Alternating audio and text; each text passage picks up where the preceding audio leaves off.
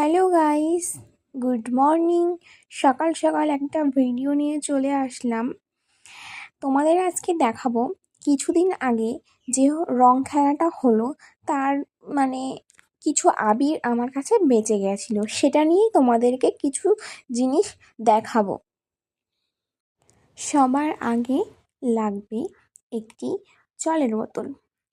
দেখো, আমি কাল রাতে এগুলোকে ভিজিয়ে আমি রেখে দিয়েছিলাম। সকালবেলা উঠে রোদে দিয়েছি, সেগুলো ফেটে ফেটে দেখো কি হয়ে গেছে, নাড়া দিচ্ছি পড়ছে না, নিচে পড়ে গেল। এবার এগুলোকে তুলে আমি এগুলো এখন গুঁড়ো করব, হাত দিয়েই গুঁড়ো করব। হাত দিয়ে গুঁড়ো করতে করতে দেখো কতটা সফট নরম হয়েছে, যে ইজি সব ভেঙে গুঁড়ো হয়ে যাচ্ছে। এই একটা বড় দলা আছে, এটা ভেঙে দেখো কতটা সফট। দেখো দেখো দেখেছো কত?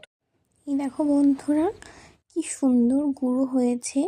তা আমি আর এটা মানে গুঁড়ো করে যে ছাঁকনি দিয়ে ছাঁকে, আমি আর ছাঁকবো না, এরকমই থাকবে। কিরকম সফট ঝুরঝুরে হয়েছে, হাতে কি সুন্দর লেগে যাচ্ছে।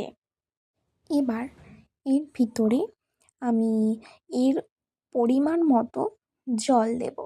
এই যে আমি জল দিচ্ছি।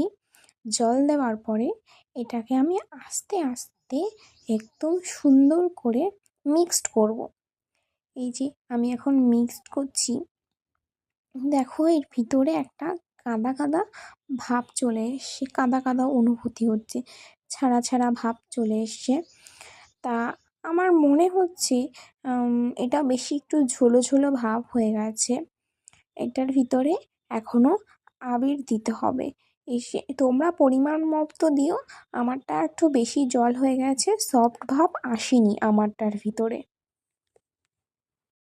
এই যে আমি রেড কালারের আবির নিয়ে চলে এসেছি। এই রেড কালারের আবিরটা আমি এর ভিতরে এখন দিয়ে দেব, দিয়ে ভালো করে মিক্সড করব, যেন ওর ভেতরে যে গুঁড়ো গুঁড়ো আবিরের ভিতরে ভাবটা থাকে, সেই গুঁড়ো গুঁড়ো ভাবটা যেন ভালো করে মিশে যায়। আর তোমরা এখানে রেড কালারের আবির ছাড়া অন্য কালারের আবির দিতে পারো, কোনো সমস্যা নেই। আমার কাছে আর কোনো আবির ছিল না বলে আমি এই আবিরটাই দিয়েছি, তোমরা অন্য কালারও দিতে পারো। আর তোমরা ফুড কালার দিয়েও বানাতে পারো, কোনো সমস্যা নেই। আর এখানে যে গ্রিন কালারটা আমি ইউজ করেছি, এটা আমি একদম নিজের হাতে ফুড কালার দিয়ে বানানো। তোমরা চেষ্টা করলে তোমরাও পারবে। এই দেখো, এই যে সফট সফট